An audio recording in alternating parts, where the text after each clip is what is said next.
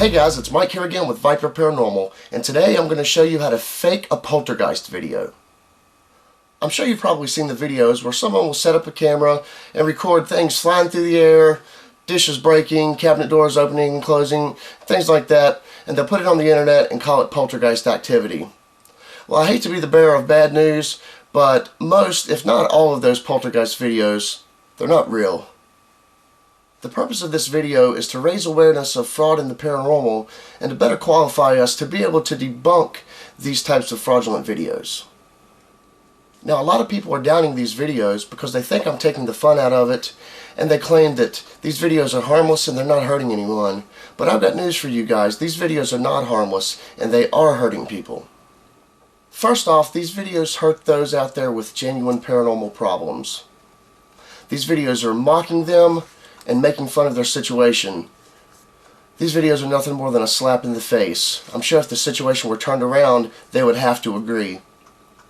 The people who are following these videos, their fans, the people that enjoy watching these, the people that are interested in the paranormal, and they're watching because they think these are real videos. Now, these guys that are creating these videos are lying to them. It's really not fair, especially to the younger viewers that are watching these videos. They want something to believe in, and you're giving them false hopes, and this is not fair. And third, these videos are affecting everyone that's in the paranormal research field. For each fraudulent poltergeist video that goes out there, that's one more notch that we lose in our respect and credibility. So, I'm sure you will see that these videos are affecting a lot more than you think. Now, before we get into the making of the video, I want to address a couple things. First off, I do realize there are people out there that don't like my videos and disagree with what I'm doing, and that's cool. I have no problem with that. You can even express your opinions by leaving a comment, and you can even thumbs down the video if you like. It doesn't really matter. Either way, it doesn't affect the situation, and it doesn't affect the outcome of the people who are going to be seeing this video. Also, if you're going to be leaving a comment, please be respectful. I do have a lot of younger viewers, and we need to lead by example, so please be a good example and don't use any profanity in the comment boxes, and this goes for everyone, even the good guys. I've recently noticed some of the fans and followers of these poltergeist videos have been coming to my page and making some nasty, disrespectful comments and calling me names and things like that. Now, really, I don't understand why they're doing this, because the fact of the matter is, these videos are supposed to be helpful. I'm trying to help you guys recognize this so you're not fooled. I mean, when you stand behind these guys and stand behind these videos, really what you're doing is insulting your own intelligence. So, I mean, think logically, guys. Please don't let these guys fool you anymore. Now, the reason we know these videos are fake is because we have analyzed these videos frame by frame, and we have seen a lot of discrepancies that the average person just watching it wouldn't see. Now, I would like to point those discrepancies out individually, but the problem is, if I were to upload a video with their content, I promise you YouTube would make me take it down, and I'm not going to put that much effort into it to have the video taken down. Okay guys, now it's time to learn how the videos are made. Now, I know there are several theories as to how these videos are created and the supplies that are used, so I'm going to show you what I used for mine. The first thing I got was some tape. Now, I prefer Scotch tape because it's fairly heavy duty and it's see-through, so get you some plastic tape, it's going to work great. Next thing we're going to need, and you guessed it, string. Now, I'm going to be using yarn, but you can use string, fishing line, rope, it doesn't matter, because when we go into post-editing, we're actually going to take that out, so you're not going to see it anyway. And for this particular video, I had to use a needle, because I actually had to thread some things to give the proper effect. And the last piece of hardware we're going to be using are anchors. Now, these anchors are just Christmas ornament hangers, that's all they are. And we're going to take them and we're going to bend them like so, and we're going to use these to anchor our strings and be able to pull them and slide them and maneuver them. So guys, let's go into the kitchen and set this video up, and I'm going to show you how everything's done. Okay guys, we're in the kitchen where it all went down.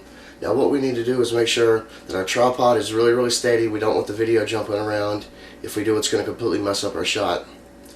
We want to make sure it's well lit, and we want to account for all the stuff that's in the room. We don't want anything out of place, because if it is, it's going to be very noticeable. So instead of getting our background shot beforehand, we're going to wait, and we're going to get that background shot after we're done. when we're deciding where we're going to put our objects and where we want them to move to, we want to make sure that we're creating the least amount of shadow activity possible, because the more shadows, the more stuff you're going to have to mask out in the post-production, and that's going to make your job a lot more difficult. So the least amount of shadows in the video, the better. Okay, now it's time to take our thread. I've pulled off about 10 foot, not quite sure how much I'm going to need, but I went ahead and pulled off about 10 foot just to be safe. We're going to take this and we're going to thread it through the anchor.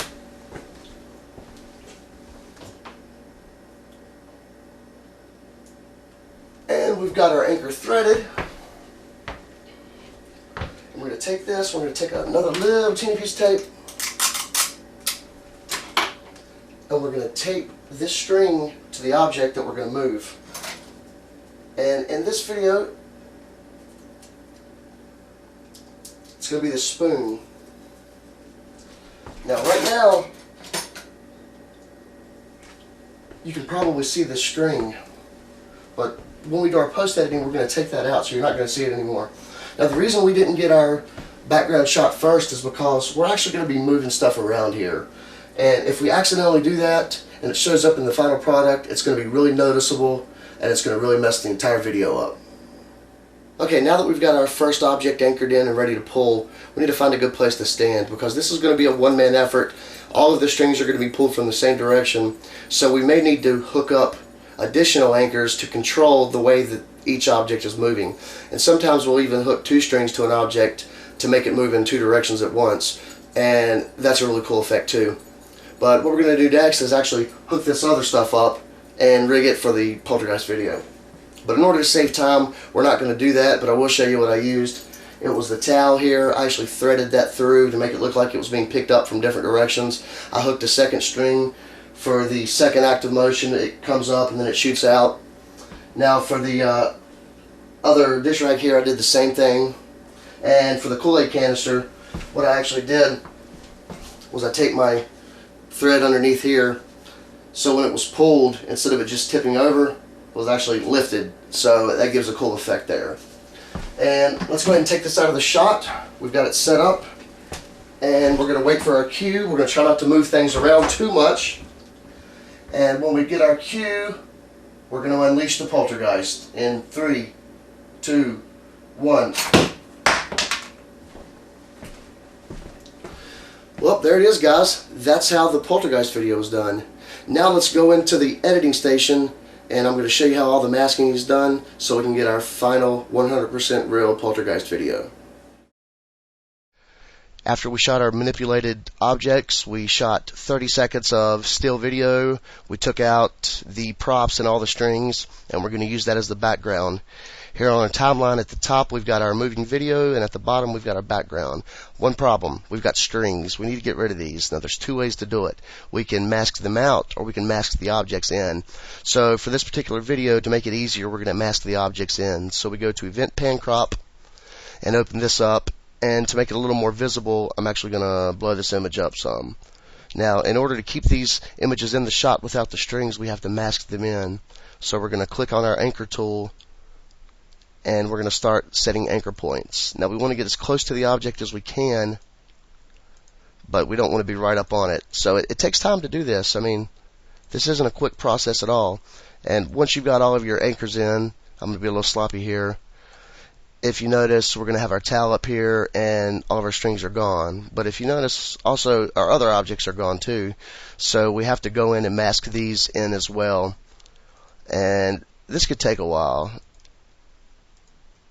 And now we've got our Kool-Aid canister. Now, since these are going to be here for a while, we don't have to worry about those right now. And we're going to not mask in the other things to save some time. So we're going to go down here and we're going to set our anchor point. So we click plus there. Now we're going to fast forward until we see the object start moving. When we see the first movement, we want to go ahead and remask. So we're actually going to keep our other things that are already masked out masked. And we're going to go here and we're going to start masking this all over again. So we get our anchor tool. We're going to go over here. We're going to remove this path. And this is gone. Our other anchors are still going to be here, masking in our other stuff. We're going to do this one object at a time. So now we're going to go in and reset these anchors. And again, I'm being sloppy to save time. And we've got it as close to it as we can. And we're going to go back down here and create another keyframe. Now we're going to go to the next frame, and we're going to do it again in the next frame, and we're going to do it again and do it again and do it again and do it again until we went through the entire video and masked out what we need in each individual frame.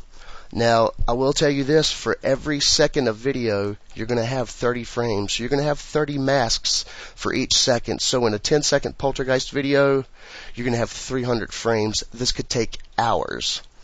So when you're doing this, you're going to want to make sure to account for everything, because there are going to be shadows in the video.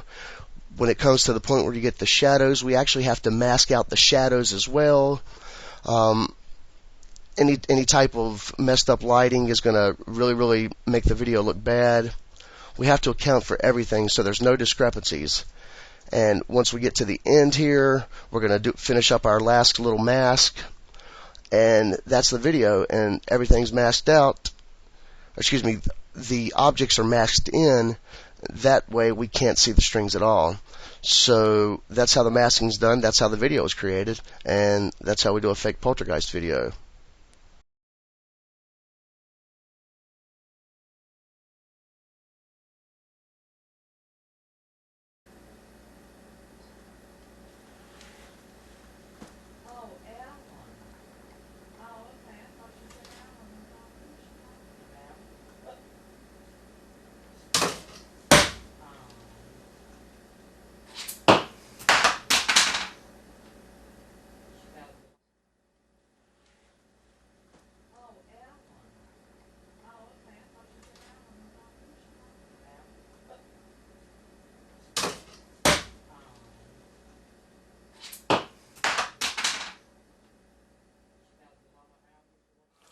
Well, there you have it. How to fake a poltergeist video.